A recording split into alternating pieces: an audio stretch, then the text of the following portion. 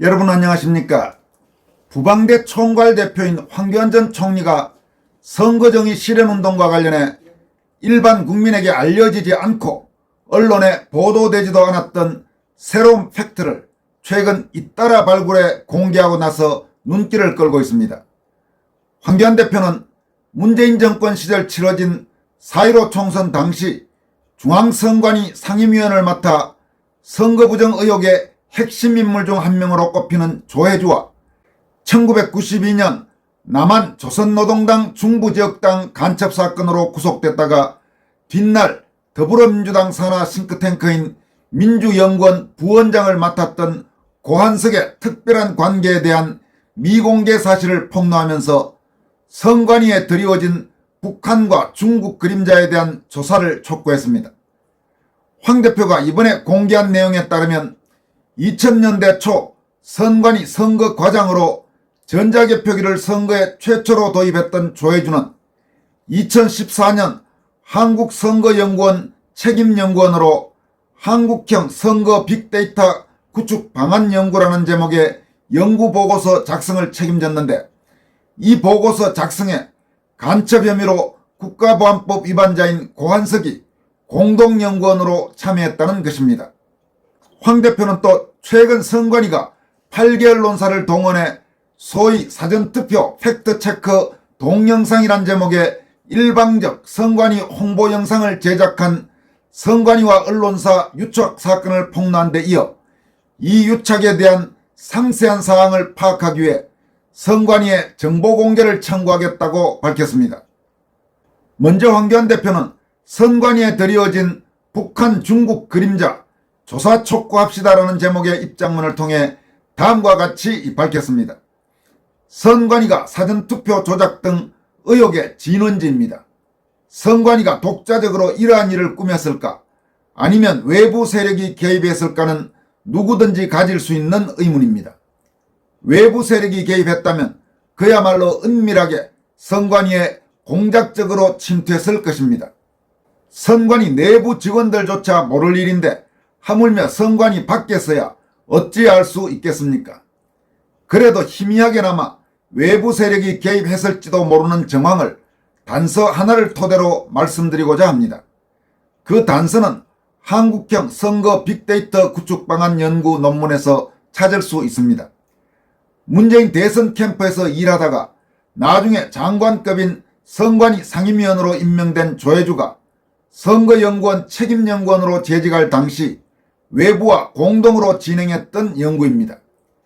그런데 공동연구자 중 한 사람이 고한석으로, 이자는 1992년 남한 조선노동당 중부지역당 간첩 사건으로 구속된 전력자입니다.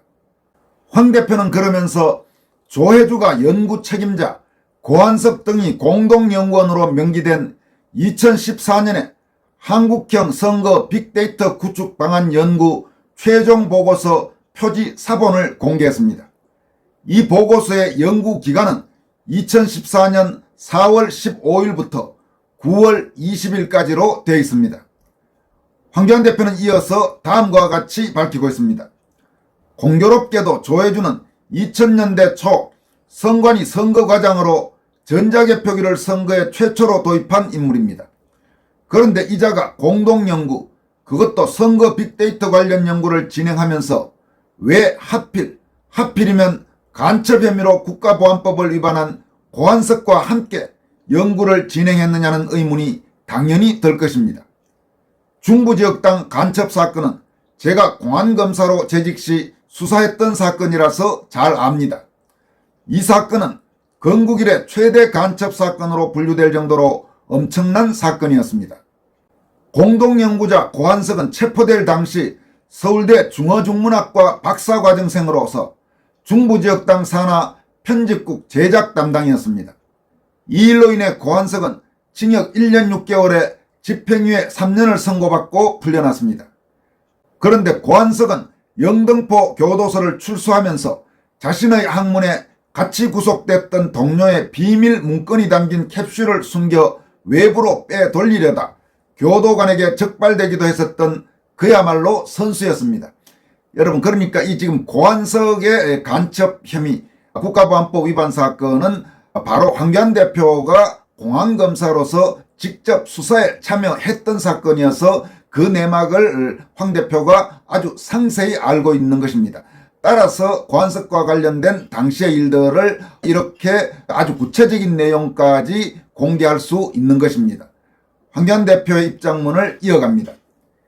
그 후 고한석은 미국 하버드 케네디 스쿨에서 수학한 이후 SK 차이나 IT 인터넷 사업개발팀장으로 베이징에서 4년 동안 일을 했습니다. 귀국 후에는 민주연구원 부원장직을 맡게 됩니다. 당시 민주연구원 원장이 김민석이었습니다. 김민석도 고한석과 같은 하버드 케네디 스쿨 출신입니다. 이번에 사전투표율을 31.3% 소수점 한 자리까지 맞춘 바로 그 김민석입니다.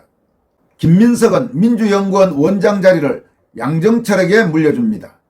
양정철은 2020년 4.15 총선 전략을 세워 선거를 진두지휘했습니다. 양정철이 민주당의 총선 압승에도 뭐가 두려운지 입술을 파르르 떨었던 모습이 새삼 떠오릅니다. 양정철은 또한 총선을 수개월 앞둔 시점에 중국 공산당 중앙당교와 정책협약을 체결하기 위해 중국을 방문하기도 했습니다. 4.15 총선 당시 조혜주가 선관위 상임위원으로 있었던 동안 선거 무효소송이 126건 제기됐고 사전투표 관련 시비가 끊이지 않았습니다. 이러한 시비는 조혜주, 고한석, 양정철, 김민석과 어떤 식으로든 연계가 되어 있고 최근 40총선 사전투표 조작과도 어떤 식으로든 관련이 있을 것으로 저는 확신합니다. 또한 이 모든 일에 북한, 중국의 그림자가 어른거리고 있음을 우리는 감지할 수 있습니다. 여러분, 그러고 보니 지금 이 관련되는 인물 중에 중국과 관계되는 사람들이 상당히 많구만요. 가령 고한석 같은 경우는 중국에 몇 년 동안 살기도 했었고, 또 양정철은 4.15 총선 직전에 중국을 찾아갔고, 그리고 고한석은 조혜주와 같이 연구보고서 작성에 참여하는 또 특별한 관계고, 이런 여러 가지 지금 뭔가 밀접한 관계, 물론 그렇다고 해서 바로 어떤 식으로 단언하기는 어렵습니다만은 이런저런 식으로 얽혀 있다는 느낌은 확실히 듭니다. 황 대표는 이어서 저는 30여 년 가까이 검찰에서 국가보안법 위반 사범을 수사한 공안통입니다. 조혜주와 선거 빅데이터 공동연구를 진행한 고한석은 중부지역당 사건에서 대중 선전선동을 담당하는 엘리트였고 프로였음을 다시 말씀드립니다. 고한석은 북한과 중국 사정에 밝고 빅데이터와 미국 선거 관련 책을 쓸 정도로 인재입니다. 그런데 이 고한석이 김민석, 양정철과도 팀워크를 맞춰 일했고 선관위 조혜주를 통해 선거 실무도 꿰뚫고 있을 것으로 추정합니다라고 밝혔습니다. 황 대표는 이어서 민주당이 국정원의 대공수사권을 박탈했던 이유 중 하나도 국정원이 이러한 대북 대중 커넥션을 한 몫에 수사할 수 있는 유일한 기관이기 때문이었을 것으로 짐작됩니다. 이 자들은 아예 국정원 대공수사권 싹을 잘라내야 마음대로 선거를 주무를 수 있을 것이라고 판단했을 가능성이 아주 큽니다라고 강조했습니다. 이어서 40총선 사전투표는 조작되었습니다. 이러한 조작은 선거 실무에 정통하고 이를 전산과 빅데이터를 연계시켜 짜 맞추고 또 극비리의 표를 바꾸고 보탤 외부 인력이 개입되었을 것으로 저는 확신합니다라면서 이렇게 엄청난 배후 세력이 개입되었다면 비단 선관위에만 그 망이 구축되어 있지 않을 것입니다. 무시무시한 이야기지만 집권 여당 내부에도 또 우리 정부 안에도 제5열이 압력하고 있을 것입니다 라고 우려했습니다. 이어서 이들은 사전투표 검증을 위한 선거 무효소송을 가로막고 수사를 극력 방해할 것입니다. 단단히 안전벨트를 메고 각오를 새로이 할 때입니다. 국민 여러분들의 지지와 성원만이 이 거대한 암흑 세력을 물리칠 수 있습니다. 함께 해주시기 바랍니다. 그리고 공감이 되시면 이 글을 카톡방 여기저기 올려주시기 바랍니다. 왜냐하면 메이저 언론이 암흑 세력에 매수되었는지 몰라도 사전투표 조작과 관련해서는 온갖 증거가 나와도 조중동이 일체 함구하는 등 묵비권을 철저하게 행사하고 있기 때문입니다. 라고 밝혔습니다. 황교안 대표는 이에 앞서 선관위의 사전투표 왜곡 홍보, 우리 모두 다 함께 정보공개 청구합시다라는 제목의 입장문을 통해 얼마 전 여러분들에게 보도해드렸던 선관위와 언론사들의 유착 파문과 관련해서 다음과 같은 후속 입장을 밝혔습니다. 지난 40총선 당시 선관위는 국내 주요 8개 언론사 연합을 동원하여 사전투표 팩트체크 동영상을 제작했습니다. 이러한 우리나라 언론사들과 선관위 유착은 큰 문제입니다. 그래서 선관위가 어떠한 절차를 거쳐 그와 같은 동영상을 제작하였는지, 또 그 비용은 어떻게 지불되었고 8개 언론사의 역할은 각각 무엇이었는지에 대해 선관위 측에 정보 공개를 청구하고자 합니다라면서 여기서 8개 언론사 연합은 조선비저, 중앙일보, 동아일보, 매일경제, 경향신문, 한겨레, 서울신문, 머니투데이입니다. 선관위는 당초 국내 언론사의 공신력을 앞세워 의혹이 제기되는 사전투표에 대해 어떠한 결함도 없다는 점을 강변하고자 한 것으로 보입니다. 라고 밝혔습니다. 이어서 이 사전투표 팩트체크 동영상은 조선비저 기자가 출연하여 직접 설명하는 방식으로 진행되었습니다. 그런데 여기서 조선비저 기자는 사전투표는 선거일 투표와 같은 방식으로 진행되기 때문에 조작은 불가능하다고 결론 부분에서 강조하였습니다라면서 이는 엄연히 허위사실입니다. 라고 강도 높게 질타했습니다. 황 대표는 그러면서 선거일 투표 시에는 유권자가 선거인 명부에 서명하는 절차가 있고 1년 번호 절치부를 떼어내는 절차도 있습니다. 반면에 사전투표는 선거인 명부에 직접 서명하지도 않고 1년 번호도 절취하지 않습니다. 한마디로 몇 명이 사전투표를 했는지 눈으로 대조할 대상이 존재하지 않습니다. 그리고 사전투표함은 헝겊으로 된 자루형이고 선거일 투표함은 플라스틱입니다. 이것이 어떻게 같은 방식으로 진행되는 것입니까? 라고 반문했습니다. 여러분, 그렇습니다. 기본적으로 아마 이 선관위 홍보 영상 만들어준 기자 선관위의 자료를 거의 그대로 주는 대로 읽었을 겁니다. 제대로 취재했다면 절대로 그런 식으로 말할 수 없죠. 그런 측면에서 물론 영상을 제작할 때는 뭐 큰 마음 없이 선관위에서 만들어 달라고 하니까 만들어 줬겠지만 그 책임은 계속 앞으로도 남을 것입니다. 그 기자가 누군지 저는 전혀 모르겠습니다만은 정말 기자 인생에서 해서는 안 될 일을 한 겁니다. 물론 그 젊은 기자가 어디 하나 책임이겠습니까? 결국 그 위에 간부들이 책임이 어떻게 보면 더 크다고 할 수 있겠죠. 황교안 대표는 이어서 그래서 저는 아래와 같이 선관위에 정보 공개를 청구할 계획입니다 라면서 첫째, 사전투표와 선거일 투표가 같은 방식으로 진행된다는 팩트체크 나레이션을 제작한 주체, 가령 선관위인지 8개 언론사 연합인지 또는 조선비저인지.